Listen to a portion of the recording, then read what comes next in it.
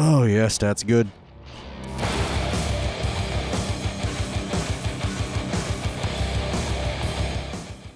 Put on your shoes. This is gonna be a bit of a walk.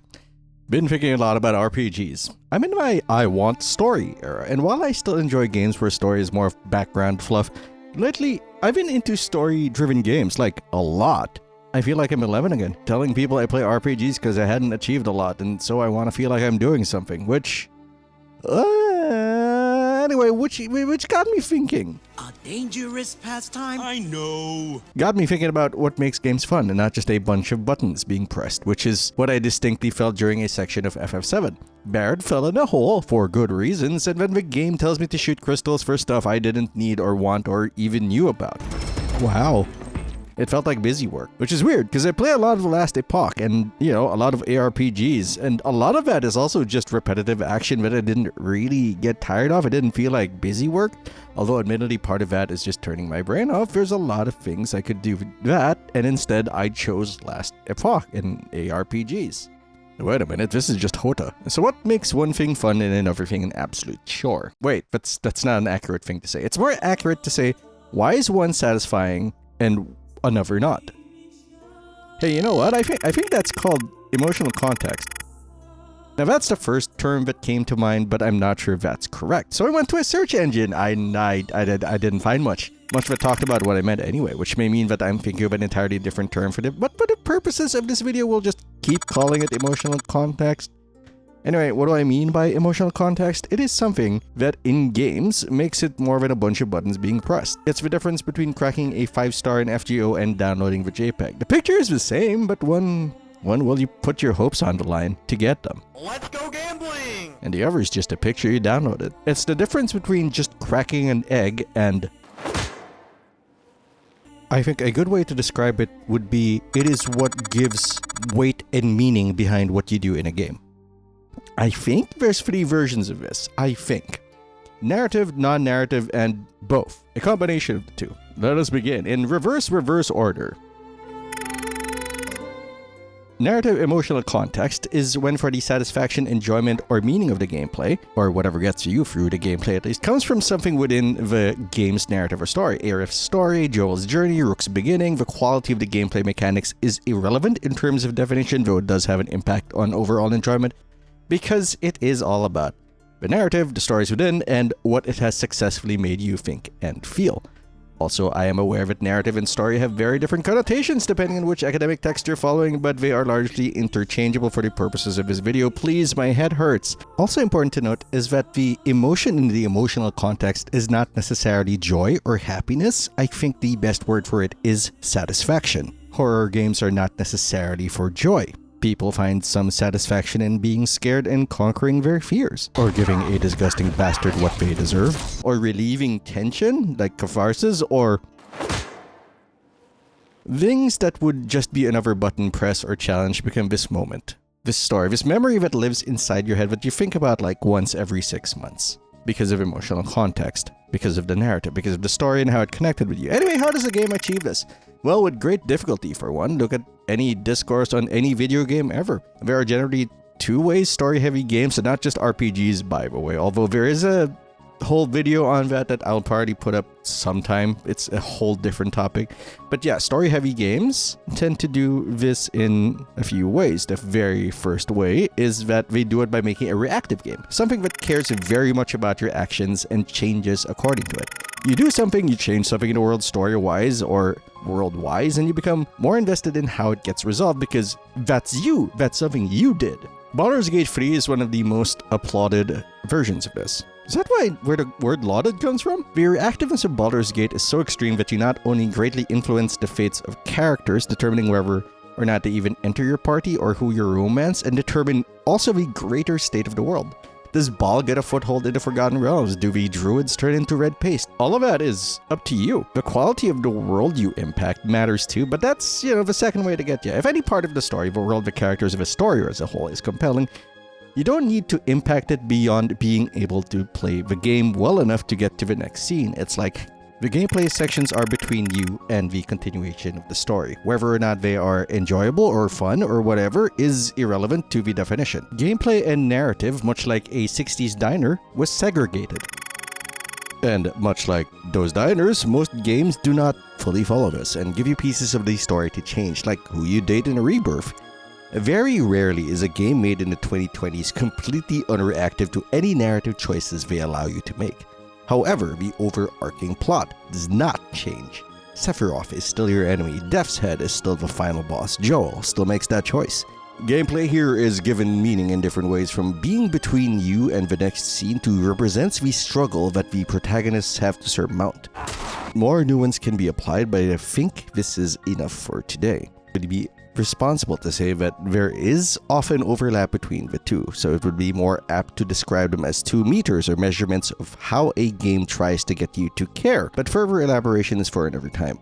What makes this difficult is that not everyone responds the same way to a story. I know someone who notably even refuses to touch Last of Us or Dragon Age because the themes and the genre simply do not appeal to them. And that's great, that's fine. Even 2 people who play the exact same game may come away from it with 2 entirely different emotional experiences, even in games where you can change nothing and you basically experience the same thing. There's also another version of this, which is the one I have the least experience with, and that's finding your fun. Games like Minecraft, or even world simulators like Dwarf Fortress that have systems interlocking to create emergent gameplay, can be all about the story you make in your head. So it is both a narrative and non-in-game narrative because it is something you wrote and made up in your head, which is great. That's amazing. I just don't have a lot of experience with it, so I hesitate to expound on it. This is not how I enjoy games. I do find my own fun sometimes, but I think I want a playground made for me, not one I built for myself when it comes to stuff like this. Naturally, this can get more complicated, but that would be an entirely different video. I think this is enough information for now. So now it's the other half. If there's narrative emotional context, there's non-narrative emotional context.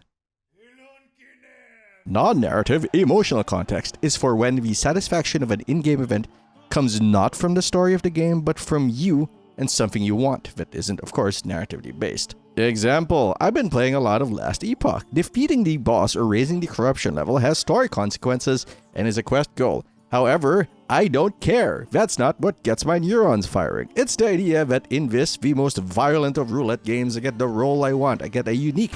I can modify to get the stats I want for my Void Knight, an item I want. That's what gives me satisfaction. That's why I still play the game.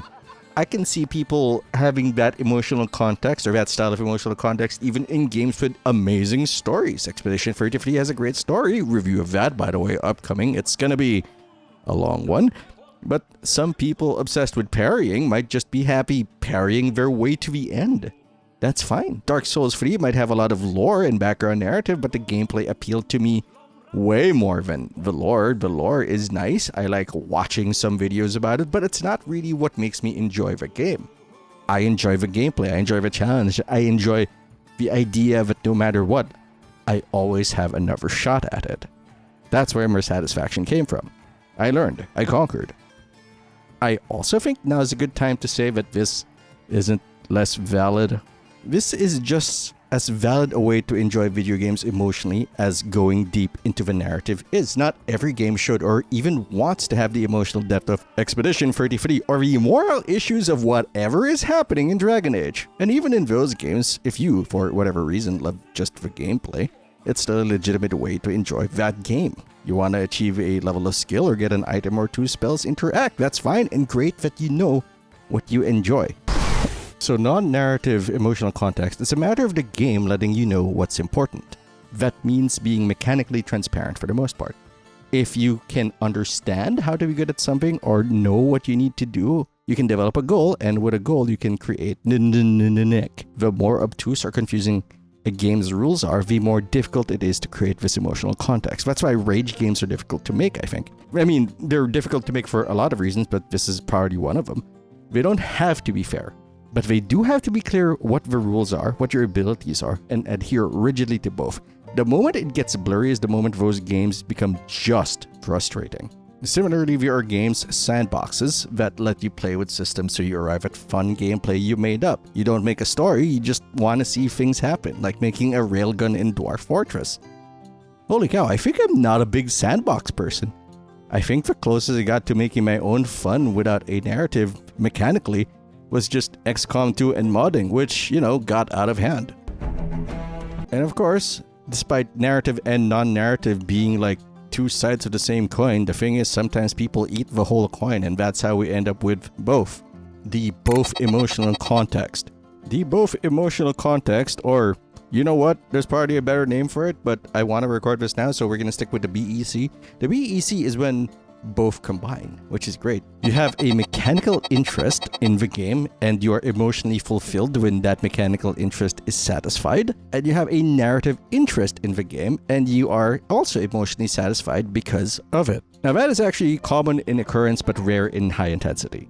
But it is real nice when it happens, when all the marbles fall into the same hole and it gets stuffed in a good way. So, we're just done with phrasing, right? That's not a thing anymore? Gameplay and story intertwined, the pseudo-Jarate disco biscuits coming together to create an experience unique to gaming. That's what actually I felt with Wolfenstein: The New Order. I mean, I felt it in other things, but this is my chosen example.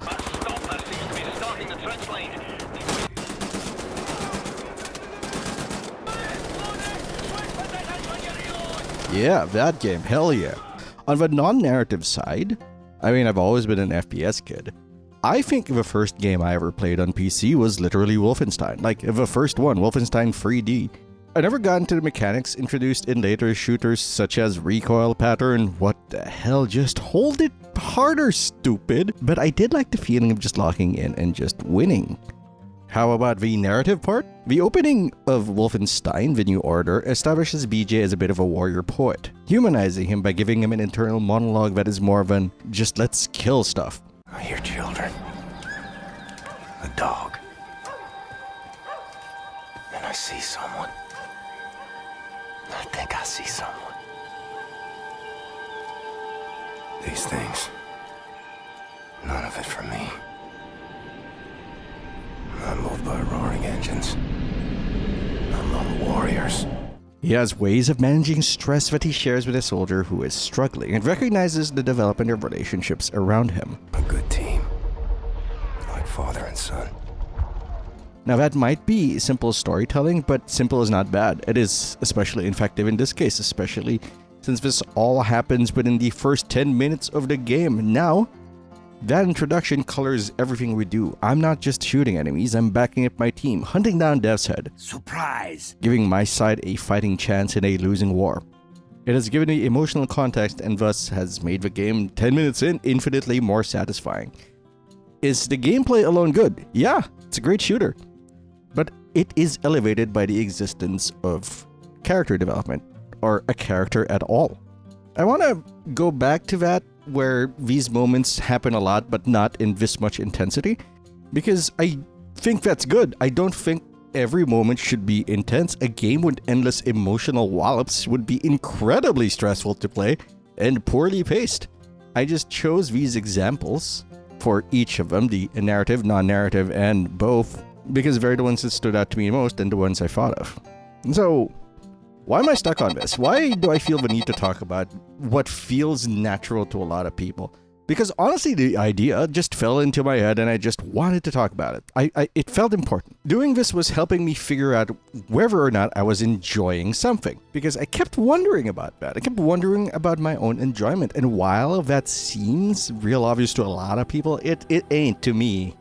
Man, I am aware of how I get addicted to stuff and how games create ways to make you an addict to said stuff. Let's go gambling! And sometimes I can't tell whether or not I'm getting what I want out of the game or something about the game has trapped me in.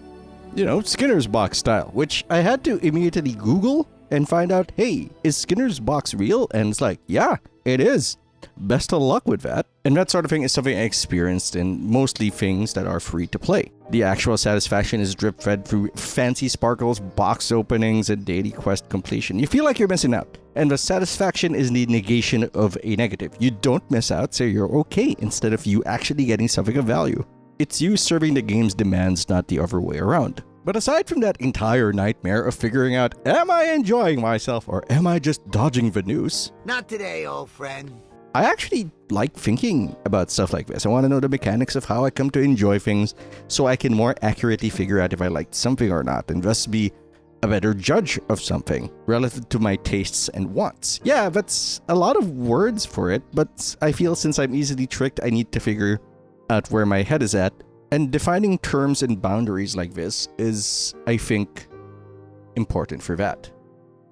It helps me with that. Thanks for watching.